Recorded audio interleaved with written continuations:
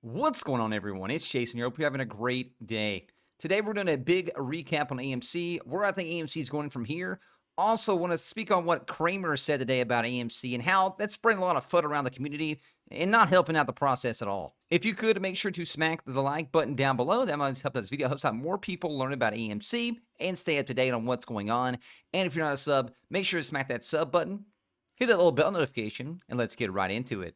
If you're wondering what I'm using here, I am using Webull. There's a link down in the description. You can go down and click on that link, sign up, get 2 free stocks worth up to $1,800 when you deposit $100, and you get tier 2 NASDAQ views right here for 3 months right now for free as well. Sees buys and sells going in and out of the market real time. It's an awesome platform. Been using it over a year. Highly recommend it. As you can see, today we had a great pre-market, though, going into the market hours. We started market hours right around $61. And then we shot you up to 63.01, and from there, though, it was just a straight downhill path. We dropped all the way down for a low at $53.43, and from there we did recover a little bit, right? So we did end the day at $55.69, and that's a negative 6.02% on the day. Currently in aftermarket hours, we have fell a little bit more, but for the most part in aftermarket hours, been pretty flat. Right now we're at $55.53, which is down another 16 cents, and it's down 0.29%. I think we'll recover going into the aftermarket hours, and we might end up in the positive right here. Maybe not a ton, but I think we can end up in the positive in the aftermarket hours. And I think tomorrow, pre-market, I think we'll see another good pre-market. I'm going to go over the dark pool orders today and how I think, that right there did affect this morning. We had a lot of dark pool orders, obviously, on Friday as well, and today. And I do think some of those shares got dumped again onto the market, which is pretty much their big tactic now, is to buy to the dark pools since it doesn't really move the stock price forward, and they're dumping onto the real markets after they buy those after a few days, and dumping those, which again does take down the price. And then they're laddering stepping down, right? So we're getting ladder step down, which creates a sort of sell off. And then you also have some paper hands in there that are selling off as well, because they're like, well, if we're going to go down, I'm going to sell here, and then I'm going to buy on the low. And that's what obviously a tactic they want you to do, is to sell those shares. That way they can take those shares and short them more, which pushes down the price. I think we're going to go over this. I think they're going to continue on this tactic throughout this week. I do think we can recover over this tactic, though, and at a higher note. So going over the options really quick, we would have another 14,771 options in the green if we got to $60 by Friday as well, which would be great. If we get to 65, almost 15,000. I do think we can recover over 60 to $65 this week, but I do think it's going to be a battle, though. Just right now, there's so much FUD. We're going to go over this FUD in what Jim Cramer said today, and how that just continues this FUD market. It's just rolling over and over and over on AMC and the meme stocks in general right now, with people saying they're going to crash down to all-time lows. I don't think that's going to be coming, but again, I'm going to go over that and why I don't think that's going to happen, and why I think we'll get over this big FUD period right now with the meme stocks, or aka AMC, GME, and others. Looking at the Ortex numbers, I have a lot of you guys asking about Ortex. So I'm gonna go over these numbers really quick. Remember, guys, I would take some of these numbers with a grain of salt, because synthetics aren't even in here, right? So I want to just let you guys know, man, that the synthetics and things like that don't go into these numbers. They're not reported, right? So those negative shorts are not reported. So exchange reported short interest right now is at 102.3 million, which previously was at 94.58 million, which is a change of 8.17%, which is good. Estimated short interest percent of free flow currently is at 13.64. Previously it was at 12.56, which is a change of 8.60%, which is another good percentage point going up. Percent free float on loan currently is at 17.72. 7 days ago was at 16.32. And again, another change of 8.58%. Now, these are all good numbers going back up in that right direction. Shares alone going back up, right? So 90.60 million. Shares on loan 7 days ago was at 83.45 million. It's another change of 8.57%. That there shows, again, they're still taking these shorts, right? The short interest is going up, even not counting the naked shorts and things like that. That means they're continuing to double down. We see this on paper, right? So days to cover currently is at 0.60. 7 days ago was at 0.59, which is a change of 1.73. Now the 2 week currently is at 1.4 days to cover. Cost to borrow is currently at 1.97. 3 days ago was at 3.09, which is a change of negative 36.04%. Guys, don't pay attention to this number right now. Again, the cost to borrow is low, right? But this doesn't, again, this is not counting all these synthetic shares. Utilization currently is at 94.02. 7 days ago was at 77.74, which is a change. Good change, though, at 20.94. I would honestly say this number is probably more in the 98.5 area, though. Now, looking at Stomco Tracker right now, currently there is 67,308 calls that would be ending in the green this Friday, right? But we'd add another 24,084 if we got the $60. Again, guys, I do think we can get the $60. I think we can even get to 65. We're going to have to, one, get past some of this FUD, right? Two, we're going to have to get past, everybody trying to paper hand and try to buy lower. People think we're falling, so they're trying to sell and get out and then buy lower. That hurts the whole process there. Obviously, the buy and hold. Not everybody's doing that, guys. I know that. Obviously, guys, to me, I've been holding since January, the start of January, at $4. Been holding, buying, holding. Not everybody's doing this, but there's definitely new people, right, and others that are doing this. So I do want to point that out. That definitely doesn't help the process at all. But currently right now there's 67,000, options that would be expired Friday in the green. If we get to $60, I think it's possible another 24,000 that would be in the green there. Now we can go over these, out of the money right now. There's 204,000 puts out of the money right now, guys, which is great, right? This is a really good number to have out of the puts. And out of that money area. I think we can see this, continue to add up, though, if we were to reverse going into, say, Tuesday or Wednesday, start reversing back up, which I definitely think is possible. Guys, look, right now, the percentage of orders, man, that are going through the dart pools, 59.8%, guys. This is just crazy huge numbers. Go look up any other stock. None this big, right? The short percentage right now is at 43.7%. So we're in the 40 to 50%, short range. Dart pool orders right now are almost 60%. And what they're doing, they're taking these orders and they're dumping them right into the market. Now you can see right here today, guys, we had 1, 2, 3, 4, 5 big orders today. You know what I mean? Here's a one for 9 hours ago for 707,000 shares for $43 million. 9 hours ago, another one, almost 117,000 shares for almost $7.3 million. Here's another 210,000 shares for 11.7, almost 11.8 mil. 375,000 shares 2 hours ago for almost 21 million. Here's another one, almost 109,000 shares right here for $6 million. You can see that they're continuing to buy on through the black markets. These are dart pool, orders. They go through the large front dart pools. They're buying these and then they're dumping them to the market. Should it be allowed? No. Is the SEC going to do something about it? Maybe one day, right? Maybe when we have kids. Maybe when your kids have kids, man. I don't know. I'm not putting my hopes in whatever into the SEC right now and hoping they will do something right away. It takes a long time for the SEC. I've been in the market for 11 years. Believe me, I know how long it takes the SEC and other things to do lots of stuff. And we already know, like the DTCC. We have people from Citadel on the board there as well. So that doesn't help us, right? That does not help us there. We did have another order from the inside seller today. He sold 2,495 shares. There's literally an article written. Again, anytime somebody sells something, there's another FUD article that comes out saying they're selling shares, right? Insiders are selling shares. They do sell shares, right? So he got $151,000 for that. Remember, guys, they're paid through shares, right? So some of their pay comes through shares. They get those shares and they dump them onto the market, right? They get those shares and they'll dump some into the market. He still owns 91,000 shares. So he still owns 91,384 shares. He's holding a majority of them. But again, he does sell here and there, right? So this was filed on the 21st. He sold on the 17th. He had another down here somewhere. He sold on the 28th. It was reported on the 1st of this month, right? He sold another 15,000 shares there. Just remember that, guys, is that, these guys, these insider sales, they do sell here and there, here and there. You can see right here for the most part, most of the sales have been going through this, April through June area that we're in right now. Before then, they had pretty much spread out sales, not very often. We do want to bring that up. That way, you can know that these guys do sell shares. You shouldn't give into the FUD on that area.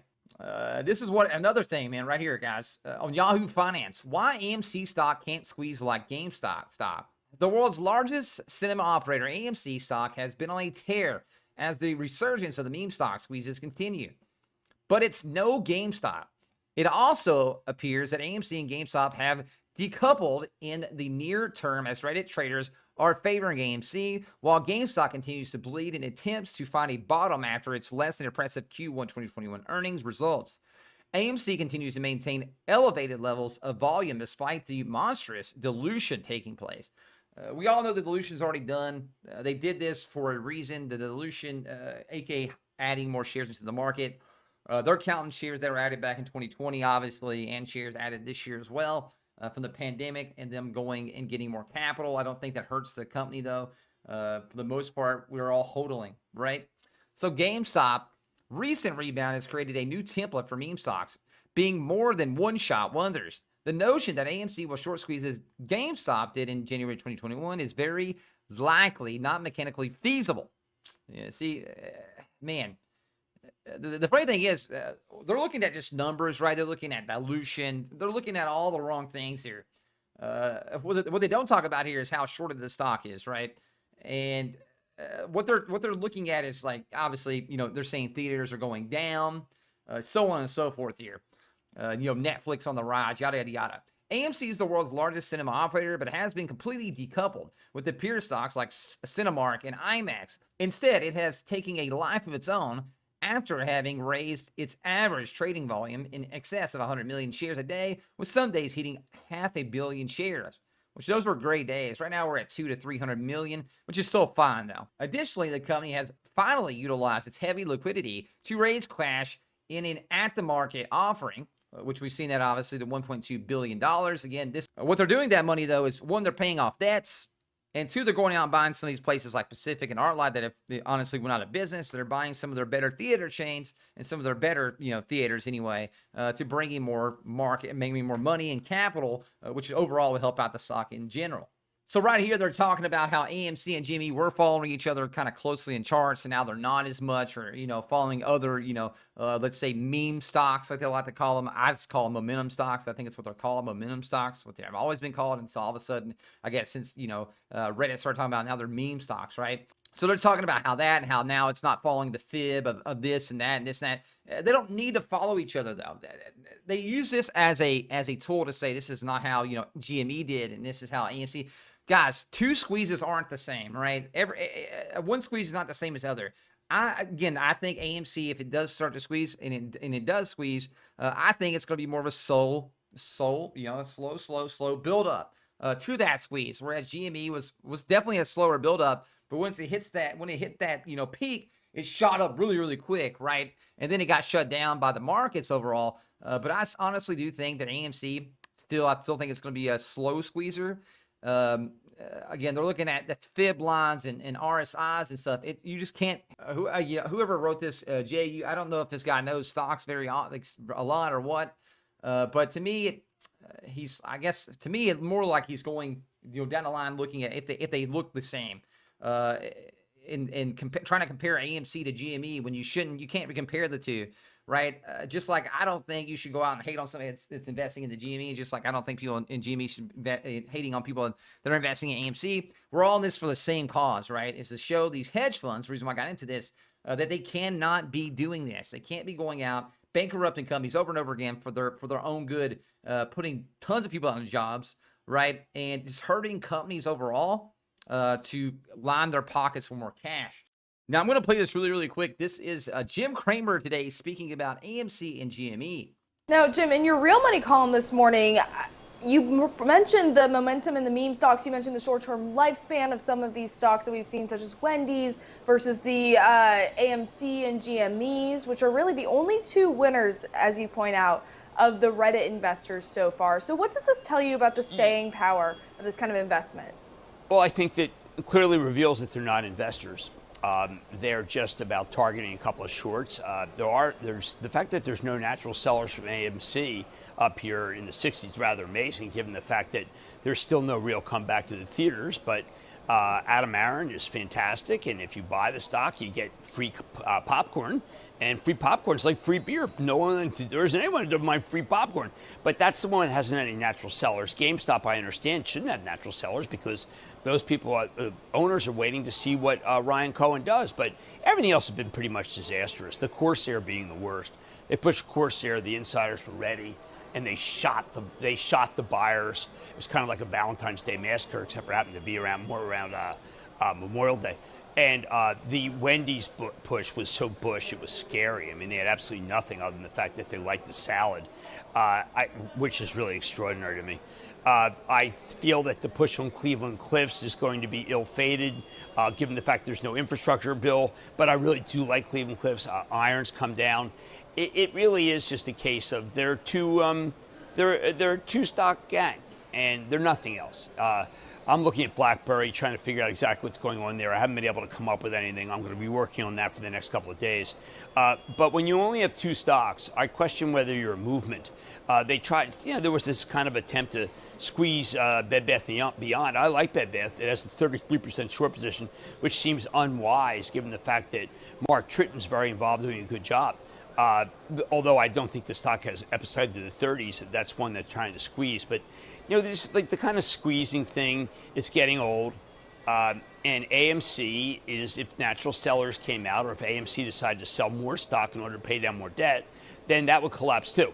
I don't want that to happen. I think Adam Aron's doing a fantastic job. But these guys are not investors. They have two stocks.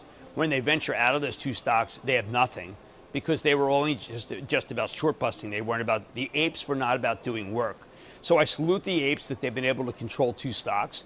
I wonder whether the government salutes them. I think we'll find out. If the government finds out that there's collusion among buyers, it's entirely possible they could say that should have been registered as a proxy. That would be a very aggressive SEC if they did that. But two stocks. There's a lot of other stocks to look at, but that turned out to be all they were about. And all that diamond hand and the YOLO, just two stocks. So let's focus on other stocks. I'll stay focused on AMC and GameStop at every second. I get up in the morning at 3. I look at where they are, what people are saying. I go to bed at 11. That's because I like to work harder than any ape. Does anybody else's head hurt after listening to Kramer, man? Oh, God. Oh, it makes my head hurt. I'll point out that obviously what he's talking about is all these other stocks that are trying to squeeze, or people's talking about squeezing. We all know there's hedge funds out there that are literally on Reddit and other forums, talking about other stocks, trying to get people to leave AMC and other things like that, and try to focus on other stocks all the time. We already know that's happening. The movement's not going to be as big there, right? The movement on AMC is different. We started this as a movement, man, to show hedge funds that they can't continue to short stocks till they, pretty much just file for bankruptcy, right? I still don't think Kramer gets that. I still don't think, again, he's just a smart guy, you know what I mean? I don't want to go too hard on him, right? But at the end of the day, man, it's like, God, it just makes my head hurt just, listening to him talk about stupid stuff like that. Some stuff I know he just doesn't know about and doesn't know the movement overall. But what I want to say is, guys, is continue doing you. You do what you want to do. It's your money. I can't tell you guys to do with it. I'm going to continue holding on. Remember, make sure you guys share these videos. That way more people can learn about what's going on, why the stock is moving up or down, and how we can continue to do what we're doing here with AMC, and what is going to happen going forward. If you could, make sure to smack the like button down below as well. Helps out the video. Again, it helps out more people learn about it. And if you're not a sub, hit that sub button as well. And I'll see you guys in the next video. Peace out, fam.